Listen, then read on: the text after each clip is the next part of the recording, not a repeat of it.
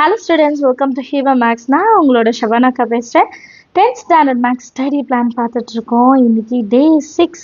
So எப்போவுமே இந்த மாதிரி ஒரு ஸ்டடி பிளான் நம்ம ஸ்டார்ட் பண்ணும்போது கொஞ்சம் நாளைக்கு நமக்கு அந்த இன்ட்ரெஸ்ட் இருக்கும், போக போக நமக்கு அது போர் அடிக்கிற மாதிரி இருக்கும். ஸோ அதனால தான் டே 5 சாட்டர்டே அன்னைக்கு கொடுத்துட்டு சண்டே ஒரு நாள் பிரேக் கொடுத்தேன். சண்டே உங்களை நான் டிஸ்டர்ப் பண்ண விரும்பல, அதனால சண்டேயோட ஒர்க் கொடுக்கல. அண்ட் எப்பவுமே ஒரு வாரத்தில் ஒரு நாள் வந்து பிரேக் எடுத்துக்கிறது நல்லது. அதுக்குன்னு படிக்காமலே இருக்கணும்னு சொல்லலை, ப்ரீவியஸாக நம்ம முடிக்க வேண்டிய ஒர்க் எல்லாமே அந்த டேவை நம்ம யூஸ் பண்ணி முடிக்கணும். சரிங்களா, அதுதான் அதுக்கான எய்மே. ஸோ இன்றைக்கி நம்ம டே 6ல் இருக்கோம். எக்ஸசைஸ் 2.5 தான் நான் ஒர்க் என்னன்னு தரப்போகிறேன். ஸோ என்னென்ன சம்ஸ் பார்க்கணுன்னு நான் சொல்கிறேன். அதுக்கு முன்னாடி டே 5 வரைக்கும் நீங்கள் முடிச்சிட்டிங்க அப்படின்னா மறக்காமல் கமெண்ட்டில் டே 5 வரைக்கும் முடிச்சிட்டேன்னு சொல்லுங்கள். இல்லை டே 4, டே 3 அதெல்லாம் கம்ப்ளீட் பண்ணிட்டீங்கன்னா அதையும் சொல்லுங்கள்.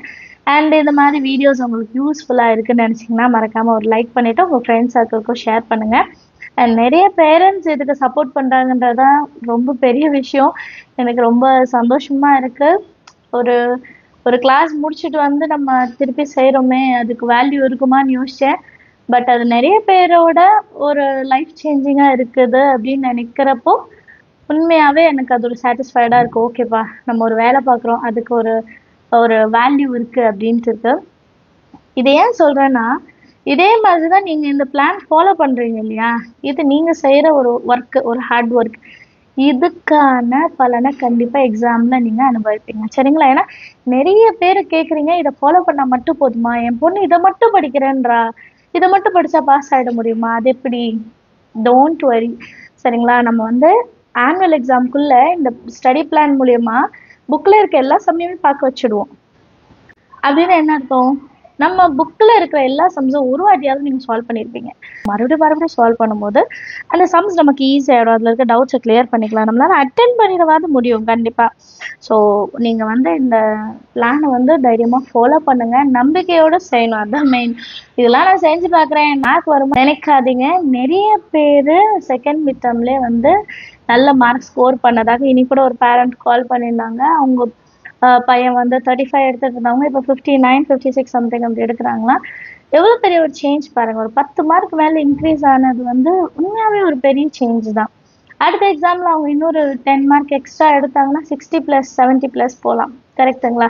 ஸோ இந்த கண்டினியூஸாக நம்ம இதை ஒர்க் அவுட் பண்ணும்போது தான் இது கிடைக்கும், இல்லாமல் கிடைக்கவே செய்யாது. நான் வந்து அன்றைக்கி நைட்டு படிச்சுப்பேன், அது நான் ஒரு நாள் நைட்டில் எல்லாம் படிச்சிடுவேன்னா கிடையவே கிடையாது. ப்ராக்டிஸ் தான் எல்லாமே. நம்ம ஒரு 4 நாள் ப்ராக்டிஸ் பண்ணிவிட்டு 5ஆவது நாள் செய்கிறதுக்கும் ஒரு நாள் முன்னாடி படிச்சுட்டு எழுதுறதுக்கும் நிறைய வித்தியாசம் இருக்குது. சரிங்களா? இதே வந்து ஒரு தியரி சப்ஜெக்ட்னா வேறு. அப்போ வந்து டீச்சர்ஸ் எக்ஸ்பிளைன் பண்ணுறதை விட அந்த 5 நிமிஷம் எக்ஸாமுக்கு முன்னாடி ஃப்ரெண்ட்ஸ் எக்ஸ்பிளைன் பண்ணுறத வச்சு எழுதிடலாம். இது நீங்கள் நிறைய ஷார்ட்ஸ்லேயும் பார்த்துருப்பீங்க, நிறைய பேர் அது சொல்லியிருப்பாங்க. பட் மேக்ஸ் அப்படி கிடையாது. 5 நிமிஷத்தில் மேக்ஸை எக்ஸ்பிளைன் பண்ண முடியாது, அதை அண்டர்ஸ்டாண்ட் பண்ணி நம்மளால எழுதவும் முடியாது. ஸோ மேக்ஸுக்கு ஆல்வேஸ் ப்ராக்டிஸ் வேணும், கண்டிப்பாக ப்ராக்டிஸ் வேணும். அது இல்லாமல் நம்மளால மேக்ஸில் மார்க் அச்சீவ் பண்ணுறது கஷ்டம். சரிங்களா, ரொம்ப பேசலை. நான் அடுத்தது எக்ஸசைஸ் என்ன பண்ணணும்னு சொல்கிறேன். எக்ஸசைஸ் 2.5 செகண்ட் சாப்டர்லேருந்து. ஸோ 3rd கொஷின் வந்து 2 mark, 4th question, 5th question 5 mark. சரிங்களா, இந்த 4 and 5 important question. 6th question middle terms important questions. 7th question most repeated question. நான் ஏன் எல்லாமே, நீங்கள் நிறைய பேர் சொல்கிறீங்க அக்கா இம்பார்ட்டன்ட் சம்மன் எல்லாத்தையுமே தரீங்கக்கானா, இந்த எக்ஸசைஸ்லேருந்து ஏதாவது ஒரு சம் கண்டிப்பாக வந்துடும். புரியுதுங்களா? இந்த எக்ஸசைஸே இம்பார்ட்டண்ட்டு, அப்போ நான் எல்லாத்தையும் சொல்ல தானே முடியும். கண்டிப்பாக வந்து இந்த எக்ஸசைஸ்லேருந்து ஒரு சம் வந்துடும். அப்போ நம்ம எல்லாமே ப்ராக்டிஸ் பண்ணோம். 8th question find the value of K, அதுவும் முக்கியமான கொஷின். அதுக்கப்புறம் find XYZ given the number, இதுவுமே முக்கியமான கொஷின் தான். இன் your theater there are 20 seats in front row, இதுவும் கேட்ட கொஷின் தான். அடுத்து சம் ஆஃப் கன்சிக்யூட்டிவ் டேர்ம்ஸ், இதே மாதிரி எக்ஸாம்பிள் சம் ஒன்று இருக்கும், அதையும் பார்த்துடுங்க. இது முக்கியம். இந்த கொஷின் வந்து most repeated 11th question. 6th அடுத்தது 12th கொஷின். அடுத்து வின்டர் சீசன், அடுத்து ப்ரியா ஆண்ட். ஸோ எல்லாமே நான் கொடுத்துருக்கேன் பாருங்கள். 3rd, 4th, 5th நான் எதையுமே ஸ்கிப் பண்ணவே இல்லை. பிகாஸ் இந்த எக்ஸசைஸே உங்களுக்கு முக்கியம். சரிங்களா, இந்த 3rd கொஷின் மட்டும் தான் 5 மார்க் கிடையாது, பேலன்ஸ் இருக்கிறது எல்லாம் மேக் 5 மார்க் அண்ட் ரிப்பீட்டடாக கேட்ட 5 மார்க். இது எப்படி உங்களுக்கு நான் தெளிவாக புரிய வைக்கிறதுனா, நமக்கு இம்பார்ட்டன்ட் கொஷின்ஸ் டீச்சர்ஸ் கொடுப்பாங்க. ஒரு 5 கொஷினில் 3 கொஷின் படிச்சிடுவோம், 4 கொஷின்ஸ் படிச்சிடுவோம். ஒரே ஒரு கொஷினை இது வேண்டாம் பரவாயில்லன்னு விட்டு வைப்போம். ஆனால் எக்ஸாமில் அந்த கொஷின் தான் வரும் பார்த்தீங்களா, அப்படி தான் இந்த எக்ஸசைஸ். இந்த எக்ஸசைஸில் ஏதாவது ஒரு கொஷின் நம்ம விட்டோம்னா அந்த கொஷின் தான் நமக்கு வரும். ஸோ இந்த கொஷினில் இருக்க சம்ஸை டைம் எடுத்துக்கோங்க, ஹரிபரியே கிடையாது. டைம் நல்லா பொறுமையாக டைம் எடுத்து 2 கொஷின் இல்லை 3 கொஷின், அதிகபட்சம் நீங்கள் 4 கொஷின் வரைக்குமே எழுதலாம். நல்லா உங்களுக்கு ப்ராக்டிஸ் இருக்குது இந்த எக்ஸசைஸ், நான் ஆல்ரெடி நிறைய வாட்டி போட்டு பார்த்துருக்கேன் அப்படின்னா ஃபுல் சம்ஸுமே கிளியராக ஒரு டெஸ்ட் எழுதிடுங்க. சரிங்களா? இல்லை இப்போ தான் ப்ராக்டிஸ் பண்ணவே ஆரம்பிக்கிறோன்னா ஒரு சம்மா எழுதுங்க. அதில் வந்து எந்த ஒரு தப்பும் கிடையாது. ஒரு சம்மா எழுதுறதுல எந்த தப்பும் கிடையாது. அடுத்த வாட்டி இதை ப்ராக்டிஸ் பண்ணும்போது 2 சம் 3 சம் சேர்த்து எழுதிடுவீங்க. நீங்களே அதை சொல்லிடுவீங்க, நான் இன்னும் 2 சம் சேர்த்து எழுதுறேம்மா எனக்கு தெரியும் அப்படின்னு சொல்லிடுவீங்க. ஸோ டே 6ஓட ஒர்க் என்னன்னு சொல்லிட்டேன். இதை முடிச்சிடுங்க தயவுசெய்து. அண்ட் நிறைய பேரண்ட்ஸ் ஆன்லைன் கிளாஸ் கேட்குறீங்க. ஆன்லைன் கிளாஸ் இப்போதைக்கு எடுக்கக்கூடிய சூழ்நிலை எனக்கு கிடையாது. ஸோ எல்லாருக்குமே தெரியும் இல்லையா, எனக்கு குட்டீஸ் இருக்காங்க. எனக்கு செகண்ட் பையன் வந்து 2nd ஸ்டாண்டர்ட் தான் படிக்கிறான். அவன் என்ன பண்ணுவான்னா என்னைய கிளாஸ் எடுக்க அலோவ் பண்ண மாட்டான். ஏன்னா டியூஷன் முடிச்சுட்டு வந்து எனக்கு ஒரு 1 hour தான் டைம். அதுக்குள்ளே டின்னர் ப்ரிப்பேர் பண்ணும், பசங்களுக்கு சாப்பாடு கொடுக்கணும். அவர் நான் கொடுத்தாதான் சாப்பிடுவேன், நீங்கள் தான் ஊட்டி விடணும்னு என்னை சொல்ல பண்ணுவான். அந்த டைமில் நம்ம கிளாஸ் எடுக்கும் போது டிஸ்டர்ப் பண்ணால் கஷ்டம். சரிங்களா? ஸோ நான் எதுக்காக இதை சொல்கிறேன்னா, நீங்கள் என்னோட ஸ்டடி பிளானை ஃபாலோ பண்ணுங்கள். அது வந்து அது நல்லாவே ஹெல்ப் பண்ணும். ஸ்டடி பிளான் ஃப்ரம் டே 1லேருந்து இப்போ 6 வந்துட்டோம். இது அப்படியே கண்டினியூ ஆகணும், அதுதான் என்னோட விஷயம். நீங்கள் எந்த அளவுக்கு அதுக்கு சப்போர்ட் பண்ணுறீங்களோ கண்டினியூஸாக இது நம்ம ஆனுவல் வரைக்கும் இருக்கும். அப்படியே நான் சொல்கிறதெல்லாம் இம்பார்ட்டன்ட் கொஷின்ஸ் தான். அப்படியே மார்க் பண்ணி இதெல்லாம் படிச்சுட்டு வந்தீங்கனாலே போதும். சரிங்களா? நம்மளால் கண்டிப்பாக வந்து ஒரு ஸ்கோர் வந்து எடுத்துட முடியும். ஸோ ஸ்டடி பிளானை ஃபாலோ பண்ணுங்கள். Do write test, self correction ரொம்ப முக்கியம். தப்பாக இருக்கிறத மறுபடியும் எழுதி பார்க்கணும், அதுவும் வேணும். சரிங்களா? ஸோ நெக்ஸ்ட்டு நான் என்ன சொல்லணும் அப்படின்னு நினச்சேன்னா, அண்ட் நெக்ஸ்ட்டு ஒரு விஷயம் மெயினாக சொல்லணும்னு நினச்சேன். என்னென்னா, இது வரைக்கும் நீங்கள் சேர்த்து வச்சுருக்க கொஷின் பேப்பர்ஸ் இருக்கா, ஒரு ஃபைல் போட்டு கொஷின் பேப்பர்ஸை சேவ் பண்ணி வச்சுருப்போம். நீங்கள் அப்படியே சேவ் பண்ணி வச்சுருந்தீங்கன்னா இன்னொரு 4 மாதத்தில் அது காயலங்கடைக்கு தான் போயிடும், இல்லைன்னா அடுத்த செட் ஆஃப் ஸ்டூடெண்ட்ஸ்க்கு போயிடும். ஸோ உங்களோட கொஷின் பேப்பர்ஸ் எல்லாம் இப்போ வெளியே எடுப்பீங்களா, நான் சொல்கிறது அப்படியே 1 by 1 செய்வீங்களா.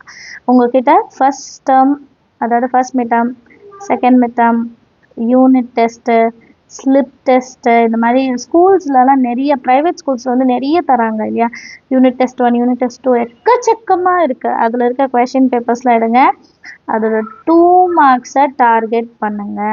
இதுதான் உங்கள் வேலை. அதோட 2 மார்க்ஸ்.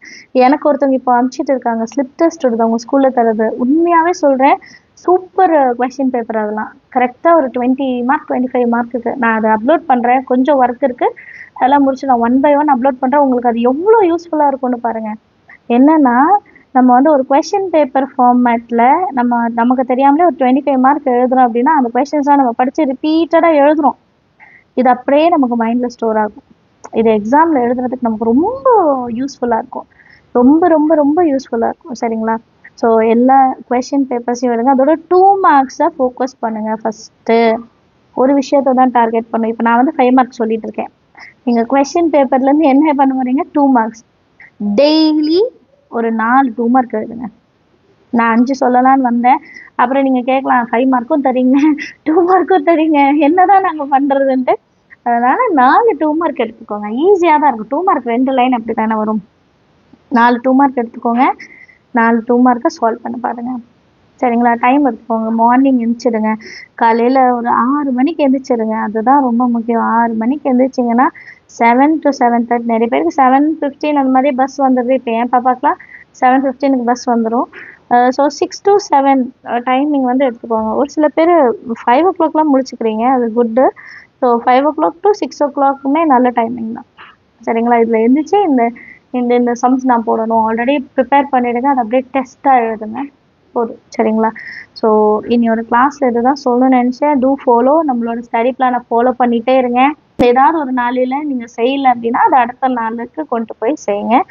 அண்ட் இந்த வீடியோ பிடிச்சிருந்தால் மறக்காமல் ஒரு லைக் பண்ணுங்கள். ஏன்னா நீங்கள் எவ்வளோ லைக் பண்ணுறீங்களோ அந்தளவுக்கு இந்த வீடியோஸை ஷேர் ஆகும். எனக்குமே அடுத்தடுத்த வீடியோஸ் க்ரியேட் பண்ணுறதுக்கு ஒரு மோட்டிவேட்டிங் ஃபேக்டராக இருக்கும். And two subscribe. நிறைய பேர் வந்து சப்ஸ்கிரைப் பண்ணாமல் பார்த்துட்டு இருக்கீங்க. சேனலை சப்ஸ்கிரைப் பண்ணிவிடுங்க, கூட பெல் ஐக்கானை செலக்ட் பண்ணிவிடுங்க. வாட்ஸ்அப் சேனலோட லிங்க் டிஸ்கிரிப்ஷனில் கொடுத்துருப்பேன். அதுவுமே ஹிபா மேக்ஸ் சபானா எம் இதுதான் நேமும். ஸோ நீங்கள் அதில் ஜாயின் பண்ணுங்கள். நீங்கள் நோட்டிஃபிகேஷனில் வர்றது மிஸ் ஆனால் கூட அதில் நான் வந்து ஒரு நோட்டிஃபிகேஷன் மாதிரி அனுப்பிச்சிடுவேன் வாட்ஸ்அப்லேயும். சரிங்களா? So do follow the plan. So next video நாளைக்கு பார்க்கலாம். தேங்க்யூ ஸோ மச் ஃபார் வாட்சிங்.